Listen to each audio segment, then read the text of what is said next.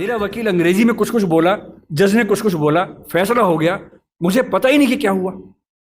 और इतने में पुलिस आगे मुझे ले गई और मैं परेशान हूं कि हुआ क्या। मेरे मामले के किसी प्रसंग में मेरी भूमिका ही नहीं। हमारी जुडिशरी इतना जबरदस्त जुडिशियल फ्रीडम, जुडिशियल इंडिपेंडेंस, संविधान का मूल ढांचा है, सब बातें बढ़िया हैं। पर जिस देश की आबादी में 2,70,000 लोग अंग्रेजी मातृभाषा वाले हों, उस देश का सुप्रीम कोर्ट सारे निर्णय अंग्रेजी में ही देगा, ये कहाँ का लोकतंत्र है। यहाँ आपका जो जुडिशियल इंडिपेंडेंस है या जुडिशियल रिस्पॉन्सिबिलिटी है, वो कहाँ से ली जाती है उस समय। आपके सुप्रीम कोर्ट में मधु लिमये नाम के व्यक्ति जिद करते हैं कि मैं हिंदी में अपनी बात रखूंगा, आप उनको परमिशन देने के बाद नकार देते हैं कि हमसे गलती हो गई, ऐसा नहीं कर सकते हैं।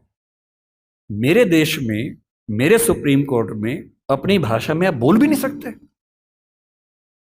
आप 28 राज्यों में से केवल 4 राज्यों में हिंदी में हाई कोर्ट में बात करने की परमिशन देते हैं। पर लोकतंत्र का मतलब क्या होता है? कुछ गिने चुने एलिट्स के हिसाब से जनता अपनी भाषा बदलेगी या जनता की भाषा से प्रशासक भाषा बदलेंगे अपनी।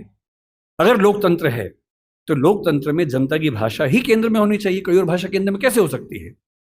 पर हम लोग इतने आदी हो चुके हैं, हम स्लेव मेंटेलिटी के इतने अभ्यस्त हो चुके हैं कि हम ये प्रश्न कभी नहीं करते।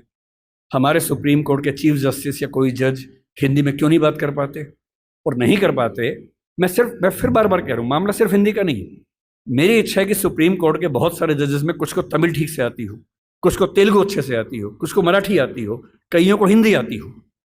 और बेंच का फैसला करते हुए ये भी एक पॉइंट ध्यान में रखा जाए कि मामला कहाँ का है और उस मामले में ऐसे जज को प्राथमिकता मिले जो उस भाषा को जानता हो, ताकि केस मेरा है, मुझे हिंदी आती है, मेरा वकील अंग्रेजी में कुछ कुछ बोला, जज ने कुछ कुछ बोला, फैसला हो गया, मुझे पता ही नहीं कि क्या हुआ।